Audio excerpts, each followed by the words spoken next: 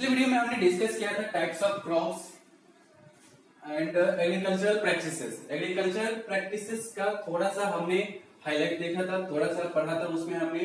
तो पहला जो एग्रीकल्चरल प्रैक्टिसेस था वो क्या था? पहला agricultural practice preparation of soil, इसके बाद सेकंड था सोइंग ऑफ सीड, है ना।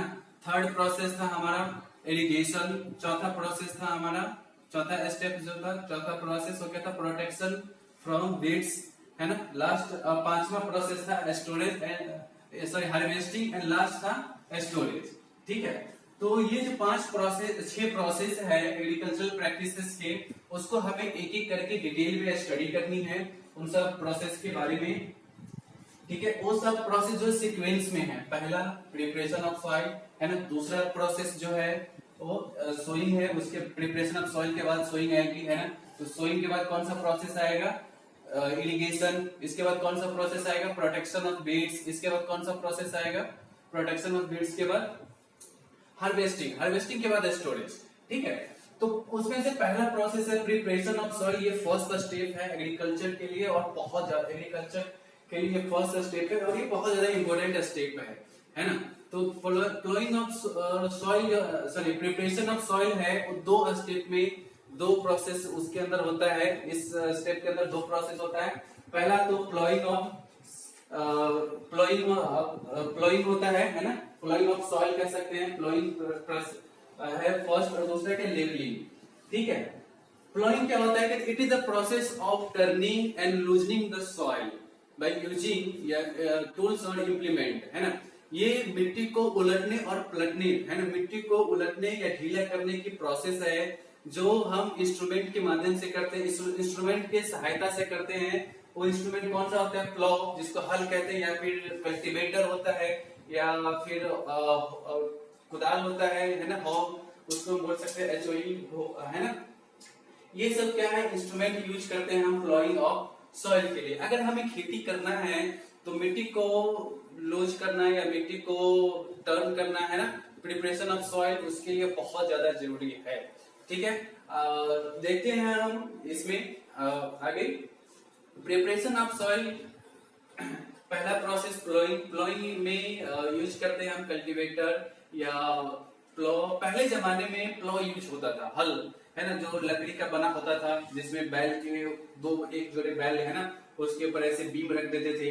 ठीक है, एक इधर रॉड, मतलब एक ऐसे बीम लगा होता था। ठीक है, उसके अंदर नीचे जो है वो या तो आयरन का या वुड का होता था, जिसको किसान पकड़ करके बैलों से चला करके खेती करते थे। ये बहुत दिन पहले होता था। आज के डेट में क्या होता है? ट्रैक्टर के पीछे कल्टीवेटर लगा के खेती करते हैं, है ना। कल्टीवेटर भी यूज होता है, रोटावेटर भी यूज होता है। डिफरेंट टाइप्स के आजकल इंस्ट्रूमेंट आ गए हैं प्लोइंग ऑफ सॉइल के लिए।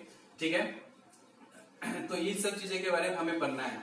इसके कुछ एडवांटेज है। देखिए, इसमें हम प्लोइंग, सबसे पहला क्वेश्चन है कि प्लोइंग हमें जरूरत क्यों पड़ती है? मैंने मिट्टी को हमें पलटने की जरूरत, मतलब लूज करने की या पलटने की जरूरत हमें क्यों पड़ता है?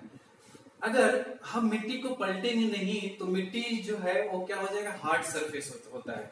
ठीक है, पहला हार्ड सरफेस होता है। अगर वो हार्ड सरफेस है तो उसपे अगर कोई भी सीड अगर हम डालेंगे तो वो क्या होगा? उसमें से अगर उसका अंकुरन होगा, जर्मिनेशन होगा, जो उसके प्लांट्स के रूट होंगे वो नीचे तक नहीं जा पाएंगे, क्योंकि मिट्टी हार्ड है। तो नीचे तक एक तो पहले उसके प्लांट्स रूट नहीं जा पाएंगे। अगर उसके रूट नीचे तो मिट्टी के अंदर तक नहीं जा पाएंगे, डीप में नहीं जा पाएंगे, तो वहां से उसको न तो वाटर मिलेगा, ना ही मिट्टी के अंदर से सॉइल से न्यूट्रिएंट्स मिलेंगे। ठीक है, ना ही वो ना ही उसका रेस्पिरेशन हो पाएगा। तो प्लांट्स क्या होगा? ग्रोथ ही नहीं करेगा। प्लांट्स का ग्रोथ ही नहीं होगा, और उसका ग्रोथ रुक जाएगा। तो फसल क्या होगा? हमारा बर्बाद हो जाएगा। हमें जो हो मतलब उत्पादन नहीं मिलेगा, प्रोडक्शन हमारा अच्छा नहीं होगा। इसलिए हमें मिट्टी को उलटने पलटने की और प्लोइंग की जरूरत पड़ती है। अब इसके फायदे क्या हैं? एडवांटेज क्या है प्लोइंग के, है ना। अगर हम प्लोइंग करते हैं तो उसके एडवांटेज क्या है? ये नीचे लिखा हुआ है हमने, एडवांटेज ऑफ प्लोइंग। प्लोइंग क्या है? It provides irrigation and drainage. कहता है कि अगर हम मिट्टी को पलटते हैं या खेतों की जुताई करते हैं तो उससे क्या फायदा होता है? पहला जो फायदा है वो इरिगेशन का है। इरिगेशन का मतलब होता है कि जो प्लांट्स के रूट है वो अगर मिट्टी के अंदर जाएंगे तो वहां से उसको क्या मिलना चाहिए, एयर मिलना चाहिए। एयर में बेसिकली नाइट्रोजन, ऑक्सीजन है ना, और भी सारे फास्फोरस या पोटेशियम, जो भी प्लांट्स को न्यूट्रिएंट्स चाहिए वो वहां से आसानी से मिल जाएगा, उसका वो आसानी से प्लांट जो है ब्रेथ करेगा। ठीक है, उसका रेस्पिरेशन जो है आसानी से इजीली अवेलेबल होगा। अगर मिट्टी लूज होगा तो, है ना, सॉइल अगर लूज होगा तो प्लांट्स का जो है रेस्पिरेशन अच्छे से होगा।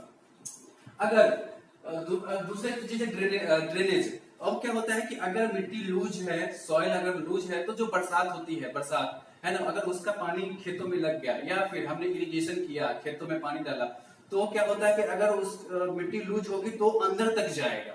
ठीक है, मिट्टी जो पानी है वो अंदर तक जाएगा, उस मिट्टी की नमी मतलब डीप में जाएगा तो अंदर तक उसकी नमी बनी रहेगी।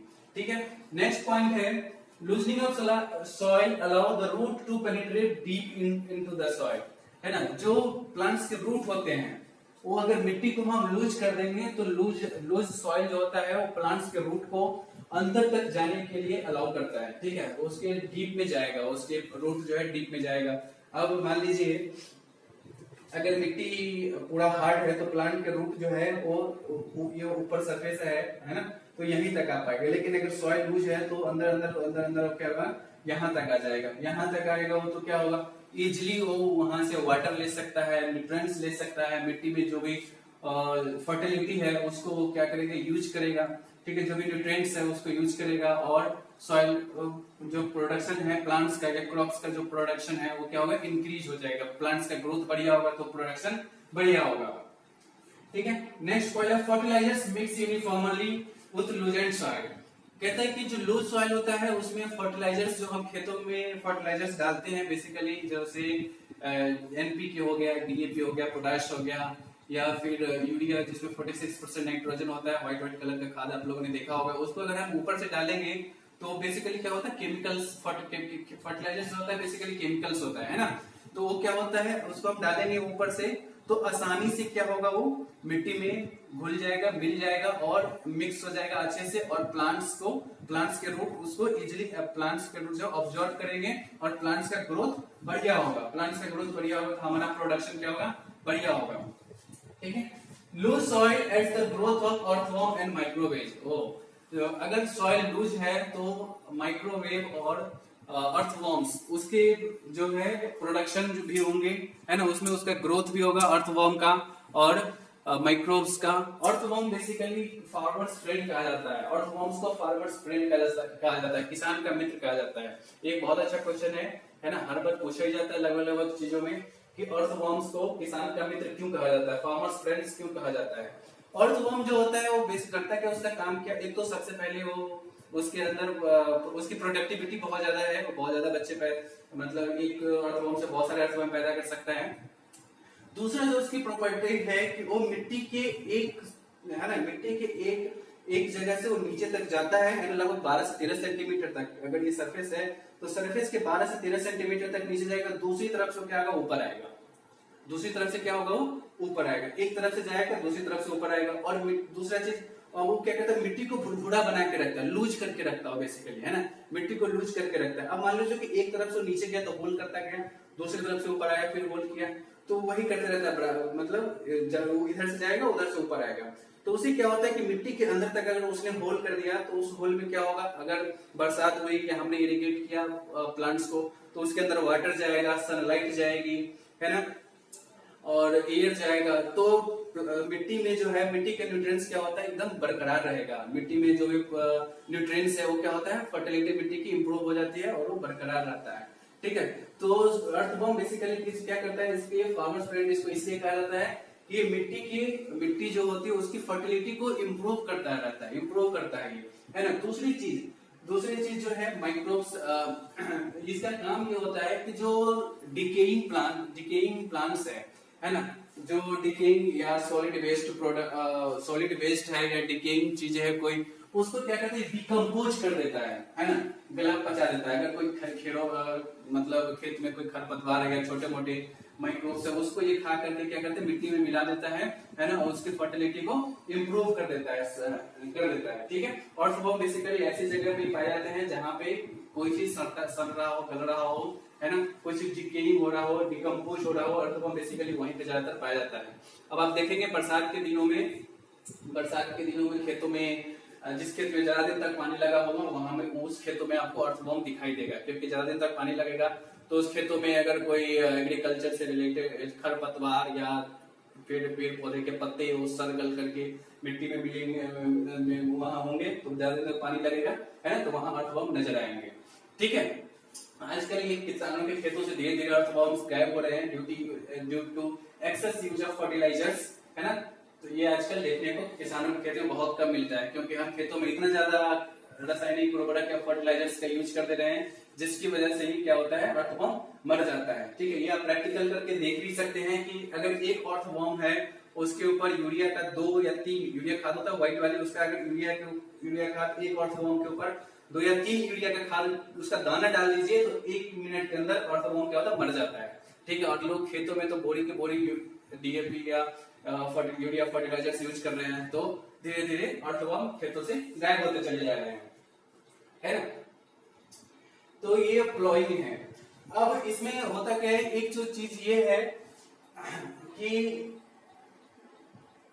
अगर हमें प्लॉइंग, जैसे कि अगर हम खेत में जैसे मैन्योर होता है, मैन्योर जैसे गोबर हो सकता, काउ डंग हो गया, या फिर कुछ जला हुआ पदार्थ हो गया, राख जिसको बोलते हैं वो हो गया, या फिर कोई ऐसी चीजें अगर हम क्या करते हैं मिट्टी में मिलाना है तो हम क्या करते हैं, पहले उसको खेतों में पहले उसको छिड़काव बिछा देते हैं या डाल देते हैं, उसके बाद उसकी क्या करते हैं, प्लॉइंग कर देते हैं। तो जो मिट्टी के साथ खेतों में जब मिट्टी की जुताई होती है तो उसके साथ तो क्या होता है, अच्छे तरीके से मिक्स हो जाता है। ठीक है, मिक्स होने के बाद पूरा अच्छे से मिक्स हो जाएगा, मिक्स होने के बाद क्या होगा, गल बस जाएगा, और है ना, मिट्टी की फर्टिलिटी और न्यूट्रिएंट्स जो है वो फर्टिलिटी इंप्रूव हो जाती है। ठीक है, अब नेक्स्ट प्रोसेस होता है वो लेवलिंग का। अगर हमने खेतों की जुताई करी है ना, तो क्या होते हैं कि मिट्टी के बड़े बड़े क्रम्स बन जाते हैं। ठीक है, मिट्टी के इतने बड़े क्रम्स बन जाते हैं जिसको लेवल करना बहुत जरूरी है। ठीक है, तो उसको हम लेवल करते हैं बाय यूजिंग लेवलर, है ना, बाय यूजिंग लेवलर उसको हम लेवल करते हैं। बीज होने से पहले उसको हमें लेवल करना है। अगर हम उसको लेवल नहीं करेंगे तो क्या होगा, एक तो हम बीज बोएंगे वो पूरा हमारा सरफेस जो, अगर लेवल नहीं करेंगे तो खेत का जो सरफेस वो प्लेन नहीं होगा तो बीज जो है वो कहीं ज्यादा कहीं कम उसका कहीं ऊपर भी रह जाएगा, कहीं मिट्टी के ज्यादा अंदर पहुंच जाएगा, है ना, तो उसकी ग्रोथ सही से नहीं होगी। दूसरी चीज है कि अगर लेवल नहीं होगा सरफेस तो खेतों में ज्यादा पानी लग जाएगा, तो वाटर लॉगिंग हो जाता है, वाटर लॉगिंग, है ना। वाटर लॉगिंग बेसिकली एक ऐसा चीज है जिसमें क्या होता है कि अगर खेतों में कहीं भी ज्यादा पानी लग गया, है ना, तो वहां की मिट्टी क्या होती है, पूरी एकदम लूज होकर बैठ जाती है, पूरा बहुत लॉक हो जाता है, बैठ जाता है मिट्टी। तो मिट्टी अगर बैठ गया तो वहां से क्या होगा, मिट्टी बैठ गया, जो प्लांट्स के रूट है उसको न तो रेस्पायर कर पा रहा है ना, सांस लेने में ब्रीथिंग में उसको प्रॉब्लम हो रही है, दूसरा उसको न्यूट्रिएंट्स भी नहीं मिल रहे हैं, न उस प्लांट्स तक सनलाइट, प्लांट्स के रूट तक न तो सनलाइट पहुंच रहा है।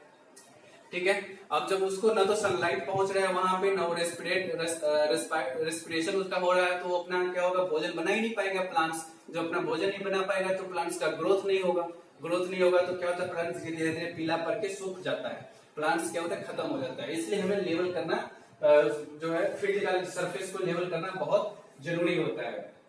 ठीक है, इसके लिए हम यूज करते हैं लेवलर आप लोगों ने देखा होगा, है ना। अगर जो बैल होते ना, बैल, उसके पीछे में लेवल एक लकड़ी का बीम बांध करके उस पे किसी को बैठने के लिए बोला जाता है आदमी को, है ना, फिर उसको घुमाते हैं तो उससे मिट्टी लेवल हो जाता है। या फिर ट्रैक्टर के पीछे भी लेवलर होता है, उसको बांध करके फिर हम मिट्टी को क्या करते हैं, लेवल करते हैं। ठीक है, तो ये हमारा टॉपिक था आज का, प्रिपरेशन ऑफ सॉइल, है ना। तो ये आज फिनिश हो गया। अब नेक्स्ट वीडियो में हम देखेंगे sowing of seed and irrigation हम नेक्स्ट वीडियो में पढ़ेंगे।